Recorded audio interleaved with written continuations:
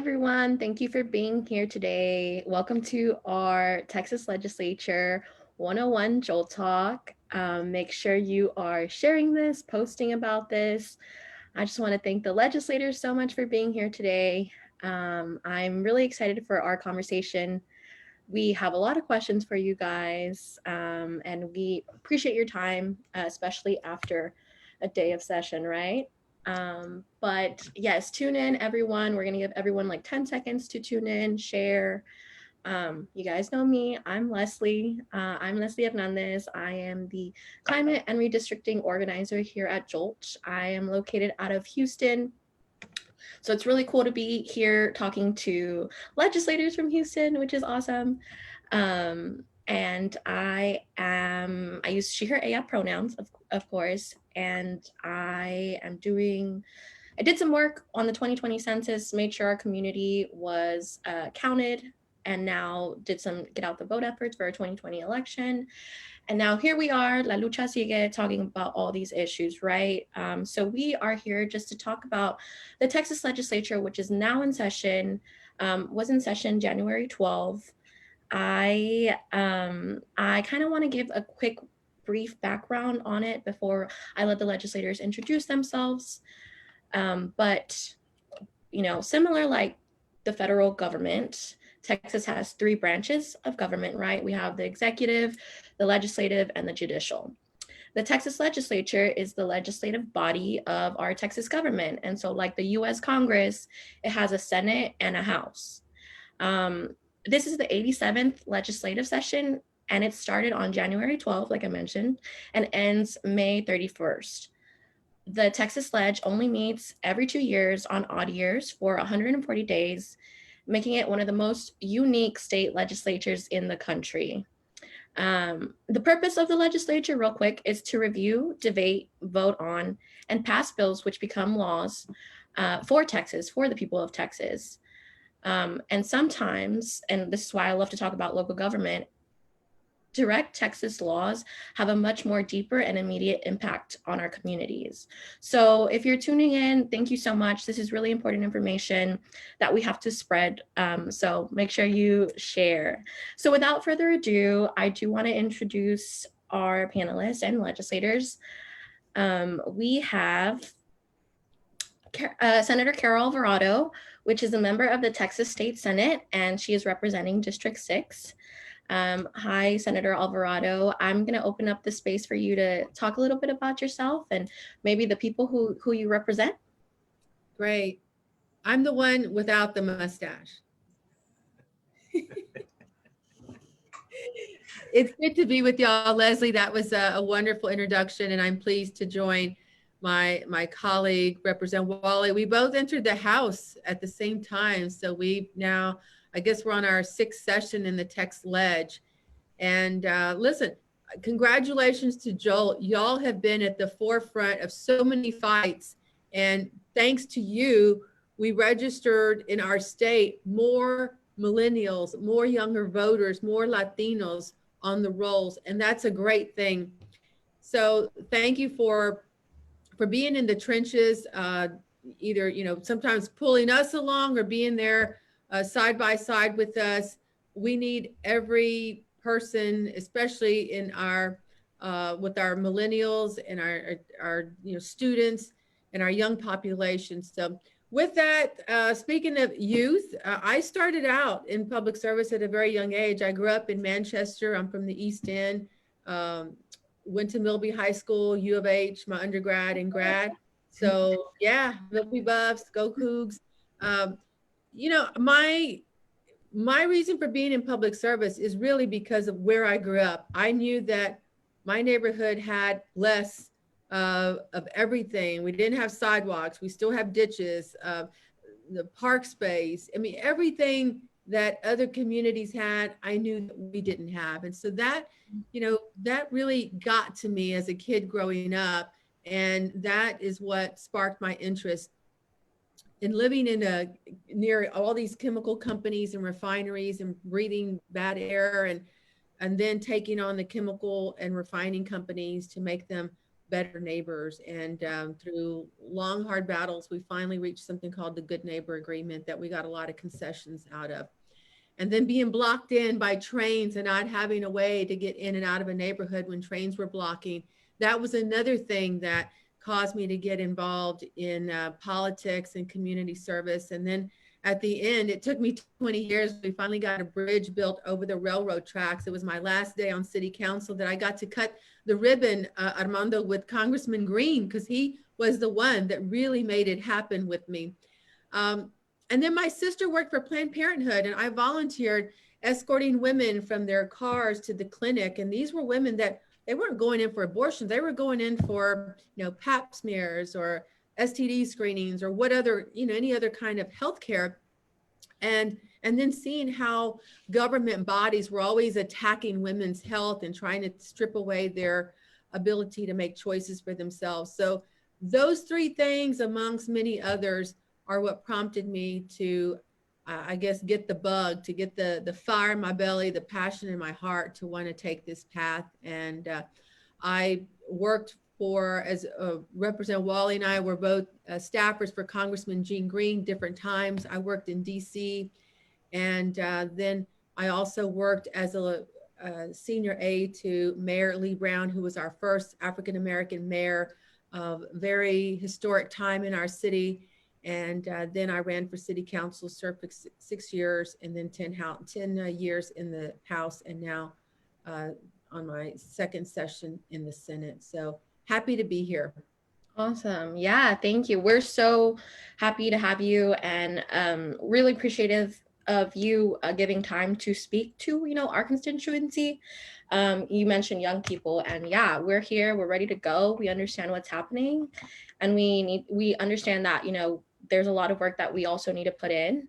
But I also want to introduce Representative Walle. He is a representative in the Texas House of Representatives, and he is representing the 140th District of Houston, Texas. Representative Walle, would you like to introduce yourself and maybe talk about who you represent? Sure. Thank you, Leslie. Thank you to Jolt for this opportunity to speak to you guys and to your membership and to the audience at large, watching on Facebook. And so also to our Senator Carol Alvarado and a good friend over the years. And, we've worked on many projects, collectively in our communities. And so I appreciate being on with you, Senator. So look, I just, thanks for this opportunity. As mentioned before by the senator, young people really are the driving force of how we as a community collectively will respond to public policy, right? And so one of the things that for me, and so my district is situated just north of the 610 loop. If for those folks that are familiar with Houston, but north of the 610 loop, south of Beltway 8, and the Hardy Toll Road cuts my district in half. And so the northwest corner of my district is the Veterans National Cemetery. So those neighborhoods in the Aldine area, northwest part of the Aldine area, near just north of Acres Homes, that's the northwest part of the district. And if you take this roughly Aldine Bender, and you take that through Aldine High School, all the way through the east side of the district, which is the MacArthur High School area, High Meadows, and those communities. And if you take it south, you take 59 south down to about Cross Timbers, roughly around Cross Timbers, and then you shoot it over, you shoot that boulevard over down to 40, connects it right back up to 45. So that's kind of the box that I represent. It's a working class district, hardworking folks out there. I grew up in the community of which I represent. I'm very proud of that fact. And just like the East End, very similar communities, just slightly different because we don't have the industry, obviously. But very similar in its work ethic, very similar demographics. Mm-hmm. We have probably 90% of House District 140 is Black or brown. And so it's a community that has a lot of need, right? So a lot of educational needs, a lot of healthcare needs, and that's demonstrated. We've seen that in the COVID response, right? And where testing is happening, where vaccines are happening. And so, the senator and I, and a lot of us in our delegation are working really hard on the equity component, right?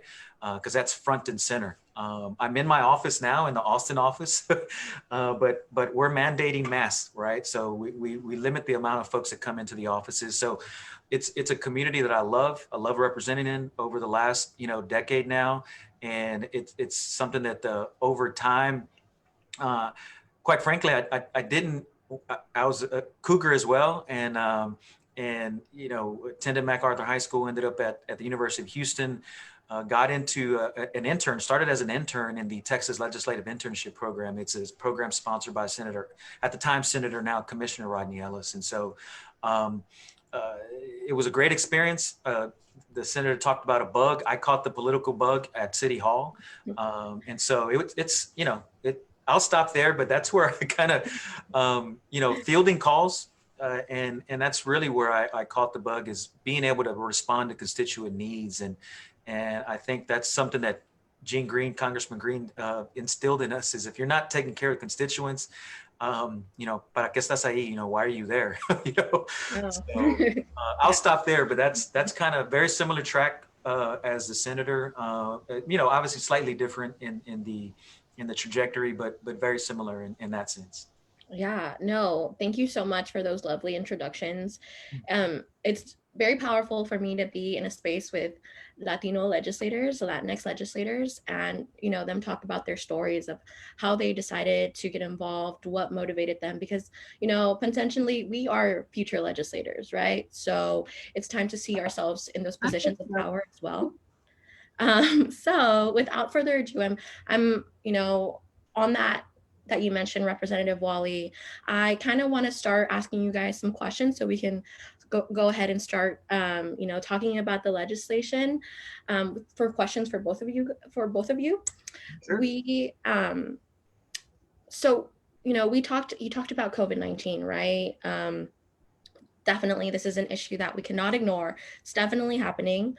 So what does the legislative session look like during normal times?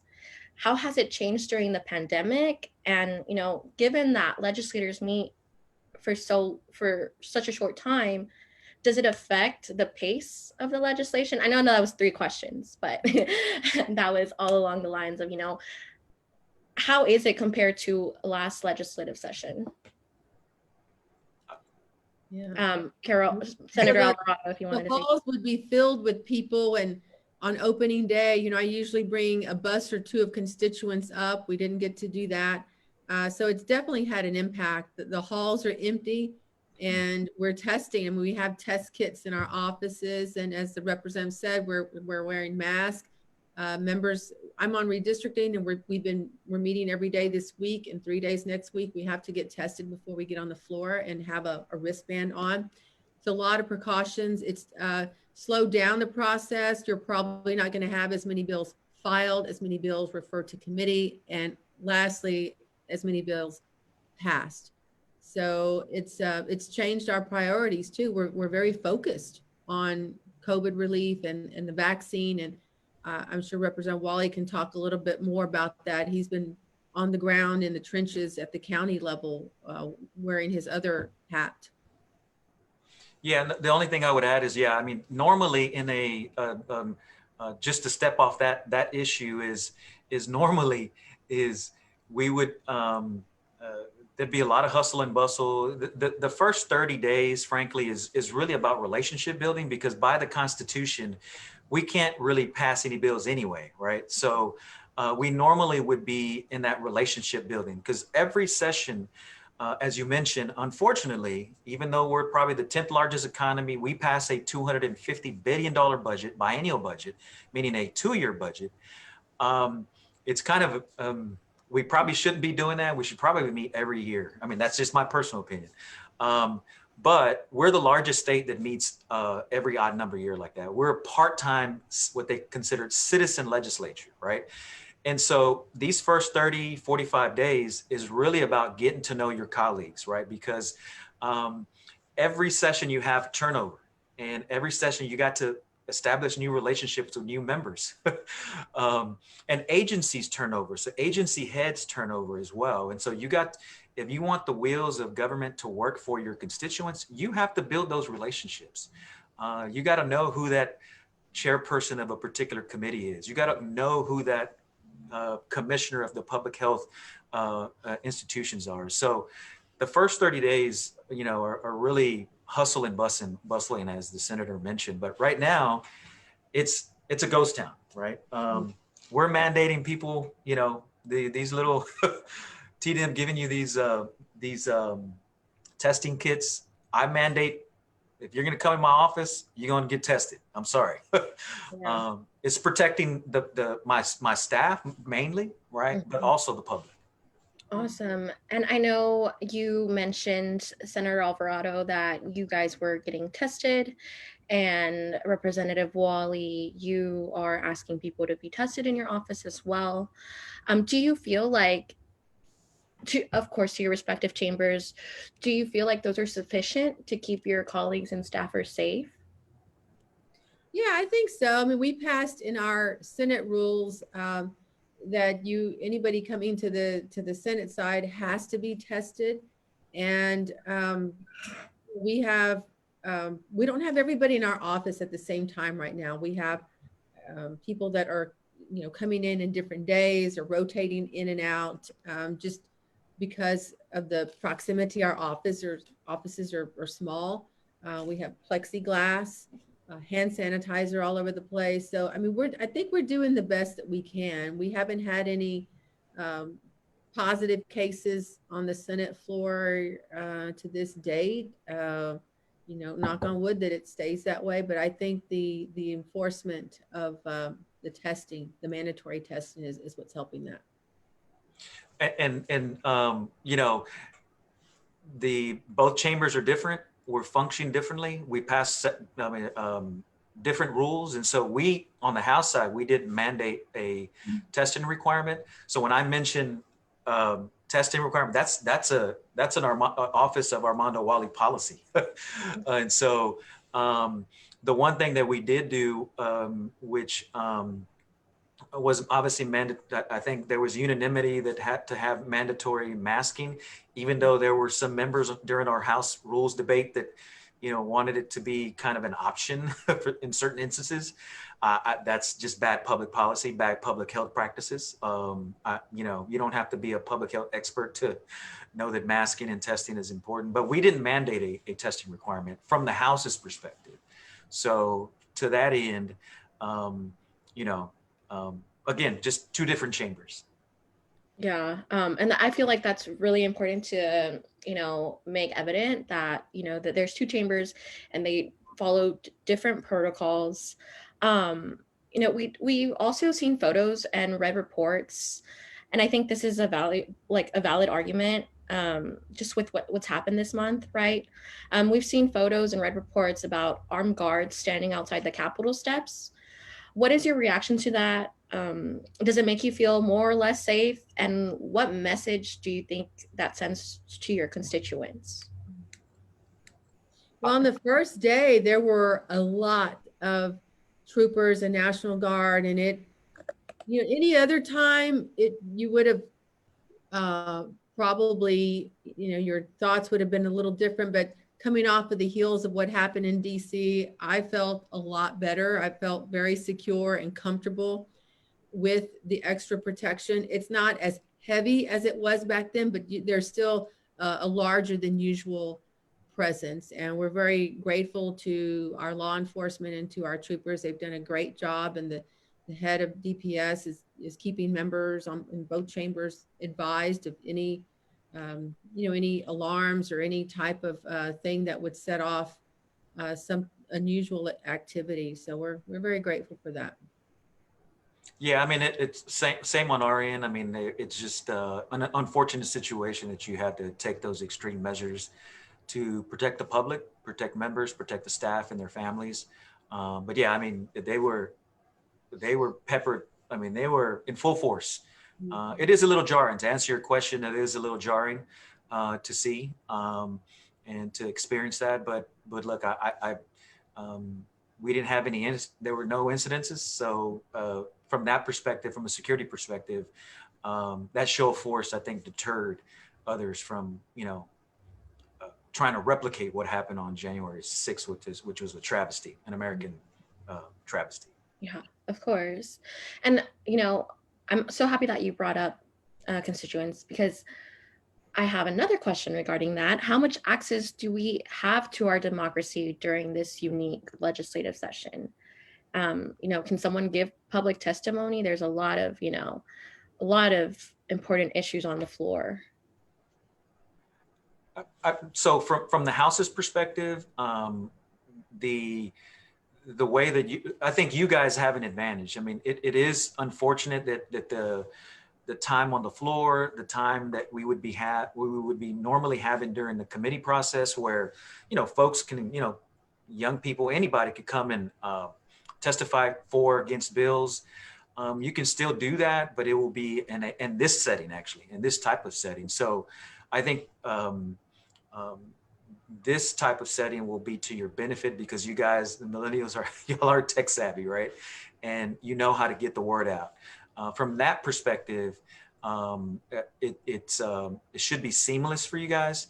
What I do worry is those folks that aren't digitally savvy, right? A lot of folks that are seniors or don't have, we know the digital divide is going to be an issue. So from that perspective, people that live, in our communities, our respective districts that don't have internet access, I think that's where, just frankly, I think that's where we will have some lapses, to be honest with you. But Yes. From you guys, I think y'all will be, contact our offices. Yeah, we're just a phone call away, an email, a click away, a Zoom away, but things like this, these type of forums are very helpful. So don't get discouraged because you're not here in person. We are available in every other way. Right. Cool. Yeah. And I kind of like that tone that, it's young people's time to shine right now, right? We do have disparities where there's, not access to Wi-Fi, or people don't have access to computers. So that is a big issue that, should be talked about. But moving forward, thank you so much for answering those questions. Moving forward, I have some questions for Representative Walle and some questions for you, Senator Alvarado. I'll kind of bounce back and forth. But to start us off, Senator Alvarado, what are you looking forward to from the state Senate this legislative session? And what are your legislative priorities? Well, I hope we can correct some of the disparities that many of us on our side of the aisle have been talking about for at least the last decade: access to healthcare, the need to expand Medicaid. It's really very selfish and very politically ignorant decision that the leadership in this state has made over the years not to expand Medicaid. Since then, the state has left at least $70 billion on the table. And we already have the highest number of uninsured people than any other state. Closing the gap on the digital divide. See, these are things that many of us have been talking about, but because of COVID, now the rest of the state realizes, oh my God, my rural counties in West Texas or whatever, they don't have access to healthcare. They've had hospitals closed down because of Medicaid, or they don't have access to Wi-Fi and broadband. Well, finally, the rest of the legislature is waking up and realizing what we have known all along. So I'm hopeful that these issues will get addressed. As for my bills that I have filed, online voter registration, which is something I've been filing for 4 or 5 sessions. We've been doing everything online, especially during COVID. So there's no reason why we should not be able to register people online. And when voter registration has been allowed online, we've seen an increase in youth participation. And we've also seen, if you look at it from an economical standpoint, a decrease in the budget for various local government entities. It can go from anywhere from 83 cents doing it the paper way to 3 cents if you do it electronically. It's safe, it's secure, and it is up to date. So that's one. I did file a Medicaid expansion bill. I filed a bill expanding the use of medical marijuana. I mean, I would be for full on, recreational, but we're not there yet. So, in Texas, we have to take small steps. So would be for that. I'll probably have some sort of a workforce bill. I usually have one every session that addresses the critical needs of various industries and making sure that we can get the workforce trained and that we have every tool in our box to help recruit businesses to move to Texas. We have a tremendous workforce, but it's a matter of getting people trained, looking at what are some of the industries that emerged during the COVID and past COVID, and how do we get people trained for them? How do we get people ready to join the workforce of the other Fortune 500 companies that are moving to Texas?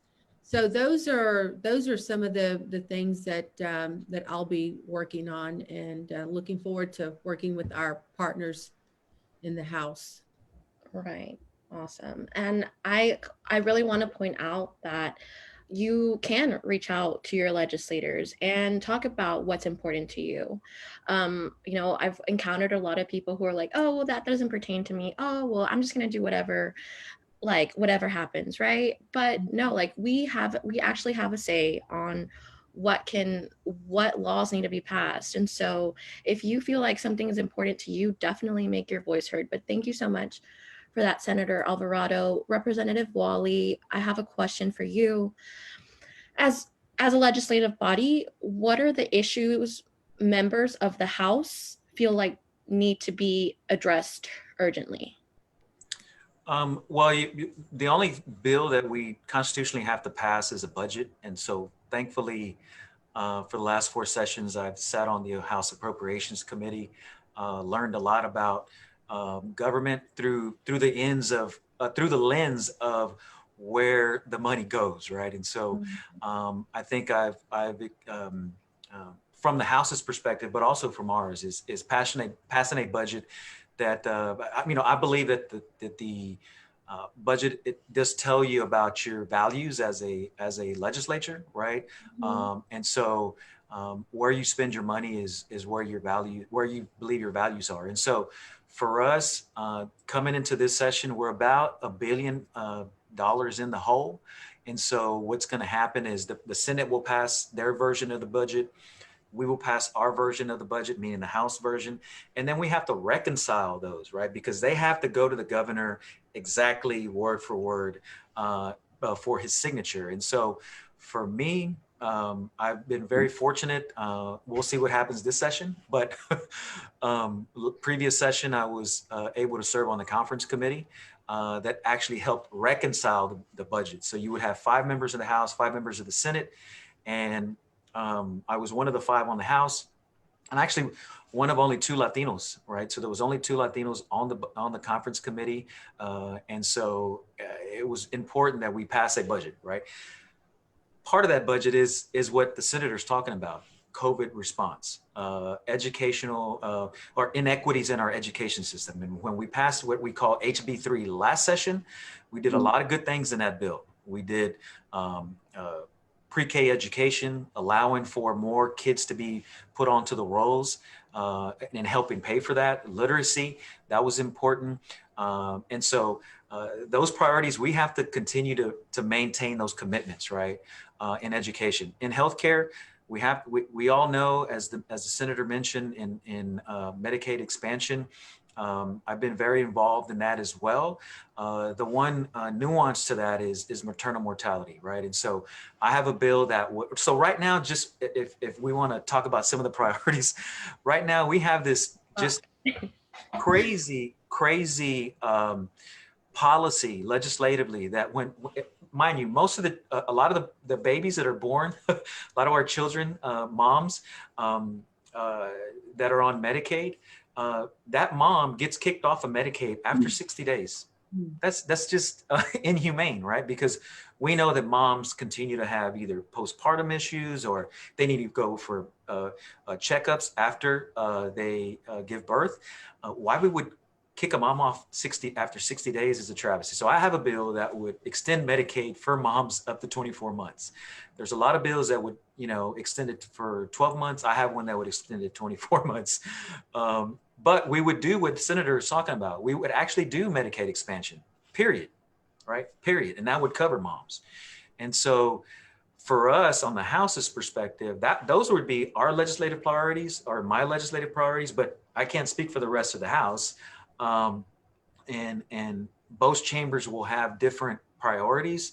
But from my perspective, from a House perspective, COVID relief, expanding access to healthcare, bridging the digital divide, those are all issues that we care about. Just not 10 years ago. We've been caring about it for a long time, and so that's what I think my priorities, and I think the House's priorities would be, is passing a balanced budget that sets those priorities for children and families moving forward. Yeah, and real quick, speaking of the budget, it's so important that we have people like Representative Walle on the budget, because his efforts helped us to secure last session about $1 million in money for air monitors in our communities. So, having key people on these very important committees is extremely important to being able to bring things back home. Yeah, no, and I'm so happy you mentioned this about the budget. Texas right now, population is 40% Latino, Latinx, right? We are the state with the highest uninsured number of people. So it's good to hear about these priorities. And okay, so moving on, I have a question for you, Senator. You know, at Jolt, we've been talking about the importance of redistricting, which is set to happen this summer. We worked hard to make sure everyone in our community was counted on the 2020 census. How can we ensure that lines are drawn fairly this legislative session? So the Senate Redistricting Committee started meeting this week. We covered yesterday West Texas, today was South Texas and the Rio Grande Valley, and we'll be meeting through Friday, and then 3 days next week. We'll eventually make our way to cover Houston on February the 12th, but we want people to participate. You do it just like this, virtually, so that makes it easier. You don't have to come down here. You can give your testimony. And then whenever we get the numbers, then there's also going to be another opportunity once we see the data. But because of the strong increase in Latino population and the Biden's administration's recent orders on counting everybody, regardless of citizenship, whatever, making sure everybody is counted, that's going to put Texas in a place to have 3 extra congressional seats. So I know that Armando's on redistricting as well. And these, this only comes around every 10 years. So it's very important for Jolt and so many others to get involved around the state. We know that Texas is always ending up in the courts because of the gerrymandering and the all the irregularities that go on during the map drawing, and this will be no different. So we know it's going to be a long process. We'll be here through the summer drawing the lines. We have to draw our lines, of course, congressional lines, State Board of Education. So we're in for a long haul. Yep. Yeah, awesome. That's good to hear. And then Representative Walle, kind of following Senator Alvarado's kind of comment, you were on the Texas House Redistricting Committee in 2019. Are you sitting in the Redistricting Committee again this year? And how are members of that committee selected, and what exactly are their responsibilities? So the House, because we have a new speaker, we will have a whole new set of folks that are running the House. Some you'll see some familiar faces, but by and large, because we do have a new speaker, that speaker is going to have to decide who will be on certain committees, right? And so certain committees you can use their seniority to get on. Others are based on just your speaker preference, on where that speaker wants to put you on. And look, frankly, if you're politically speaking, just being frank with you and your audience, it also depends on who, if you're in good with the speaker, right? If you've made your calculation right on who the winning horse is, right? So if you picked wrong, then you're not going to be on a, prime committee selection, right? And so redistricting was a committee that I served on the previous session. Prior to COVID, we had a set of cities that we were gonna travel to all of 2019 or 2020, I'm sorry. That ended right around March. No, not, I take that back, January, February. All that travel ended. And so, we were in West Texas, we were in South Texas, we had gone to the Metroplex, and we were just about to hit Panhandle in East Texas. And so right now, to answer your question directly, I'm not on redistricting at the moment, but we will find out when committee assignments come out, in the next week or so. We actually have, and I'll just to show you some, we have a committee card that we have to, mine's still blank, so I'm not showing anything proprietary. So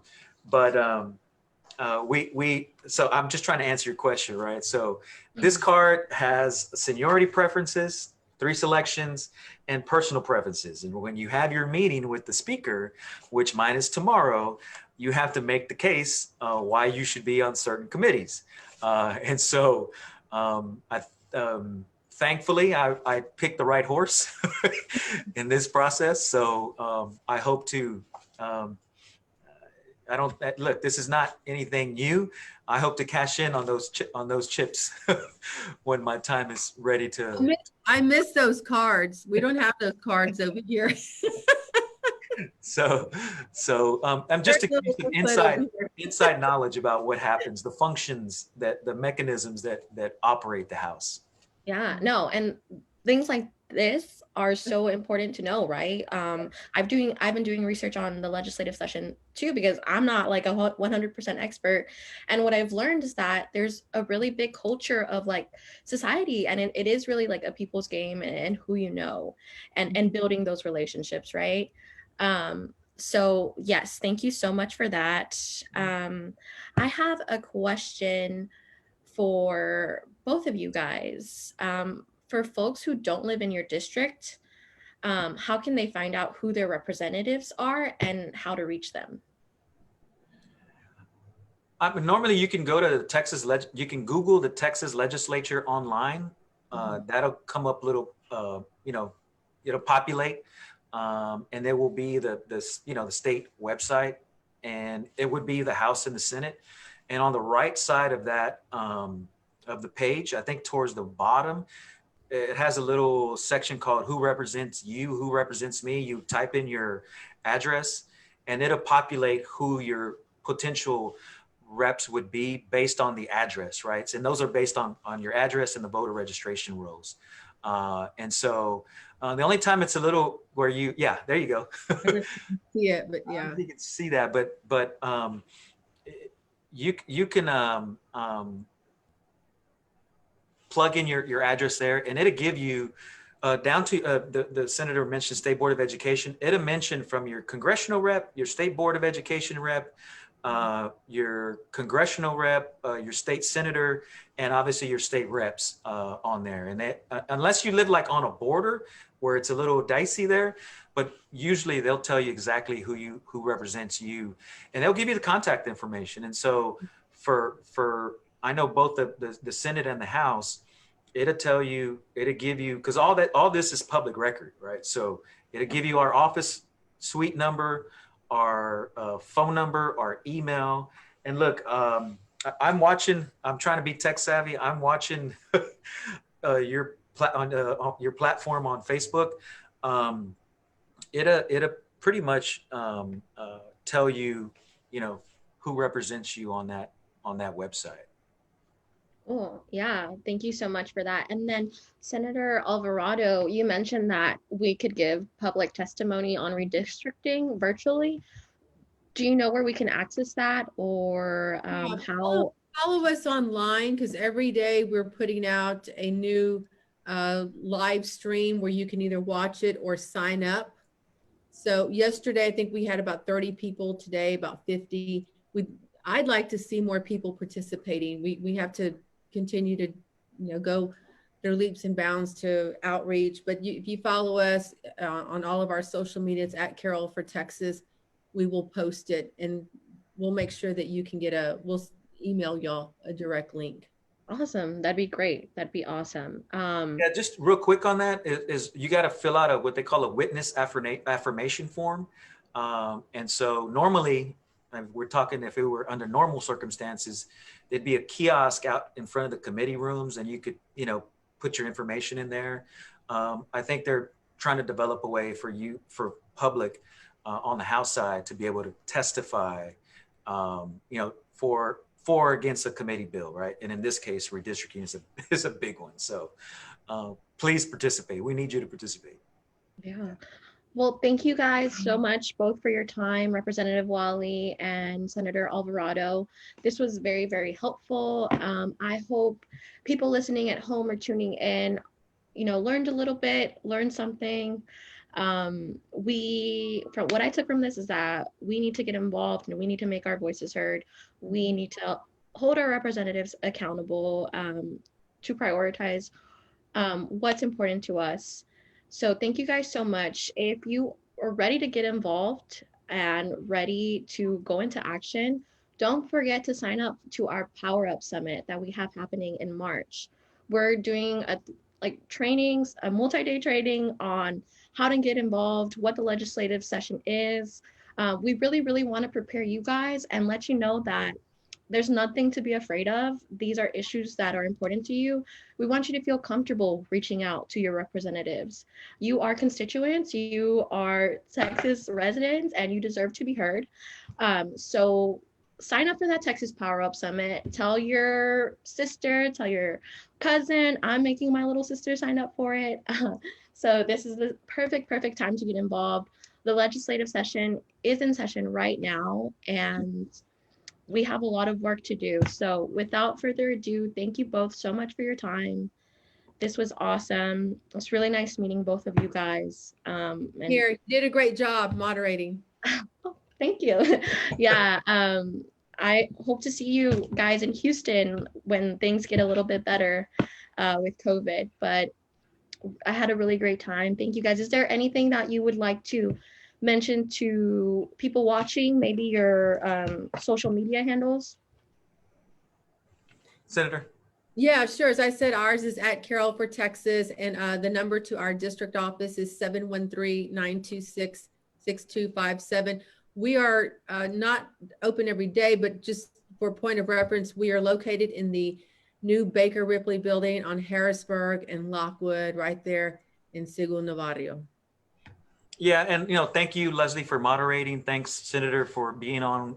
We've had good chance to be on forums together, so I always appreciate spending time with you and getting information back and really empowering our community, our millennials, and how this process works. So you can reach our local office. My local office is over off of 45 in Parker, and about just north of Gallery Furniture, if you know where that is. Not far from there. It's 713-694-8620. 713-694-8620 is our local office number. Our email is armando.walle@house.texas.gov. And then my social media handle, particularly Twitter, is at Rep Walle, REPWALLE. That's normally how you can get in contact with us. So reach out to us, email us, call us. That's a good place for y'all to start. Perfect. Awesome. All right. Well, this was our 87th Legislative 101 Jolt Talk. Thank you guys for tuning in. Yeah, thank you guys so much. Don't forget to share this. Don't forget to sign up for the Power Up Summit. So real quick, a list of things to do, right? Share this, sign up for the Texas Power Up Summit, figure out who represents you, and start Googling what's up with the legislative session this 2021. But without further ado, I think we can call it a night. Thank you, everyone. Thank you, Representative Walle. Thank you, Senator Alvarado. And thank you all guys for watching this. See you soon. See you next Jolt Talk. Bye. All right, thank you. Bye.